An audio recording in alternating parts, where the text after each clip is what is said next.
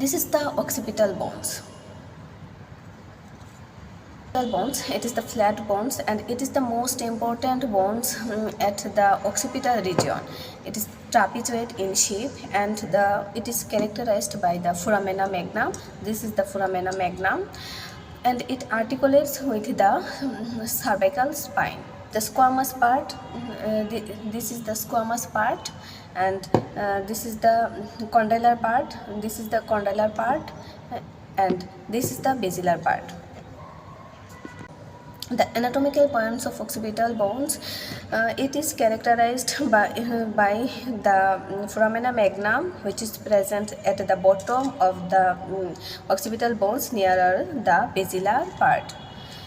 The basilar part lies in front of the foramina magnum, and its convex surface faces backward, and two condyles present each side of the foramina magnum.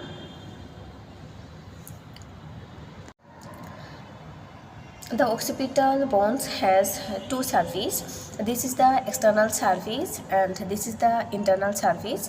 It has three angle. This is the superior angle, and this is the two lateral angle, and it has four border. It is four border. This is the lamboid border. This is the lamboid border, and this is this one. This is the mastoid border. From superior angle to here, this one, this part is the lamboid border, and this part is the mastoid border. Here the mastoid part of parietal bones attached here, and here the lamboid part of parietal bones attached here. That's why it's called the lamboid border, and this is called the mastoid border. Now we know about the squamous part of the occipital bones. This is the squamous part of the occipital bones. It has two surfaces. This is the external surface and internal surface.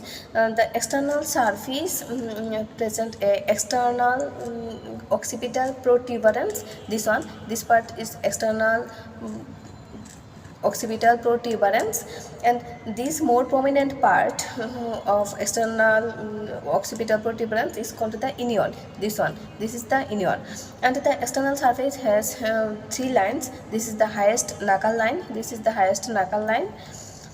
This is the superior knuckle line. This is the superior knuckle line, and this is the inferior knuckle line. The internal surface of the occipital bones present a internal occipital crest. This is the internal occipital crest, and here this is the external occipital crest. This is the external occipital crest, and this is the internal occipital crest, and this is the internal occipital protuberance. This is the sagittal sinus. This is the sagittal sinus, and this is the transverse sinus.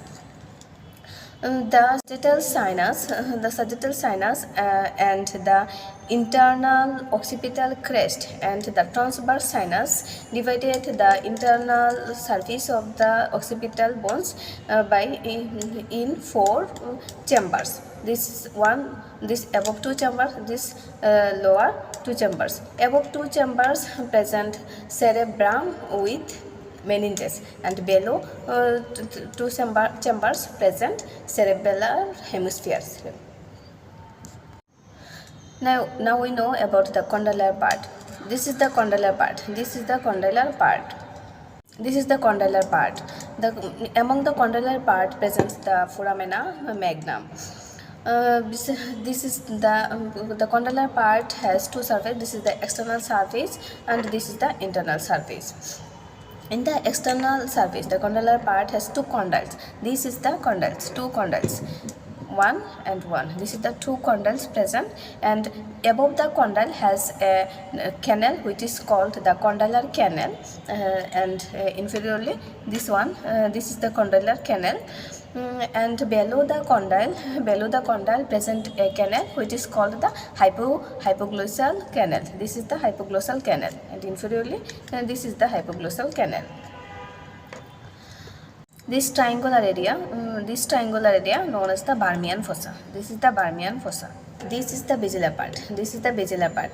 The basilar part has three surface. This is the superior surface. This is the superior surface, and this is the anterior surface, and this is the inferior surface. And it has three borders. This is the posterior border. This is the posterior border here. This is the posterior border, and this is the two lateral border. This is the two lateral border.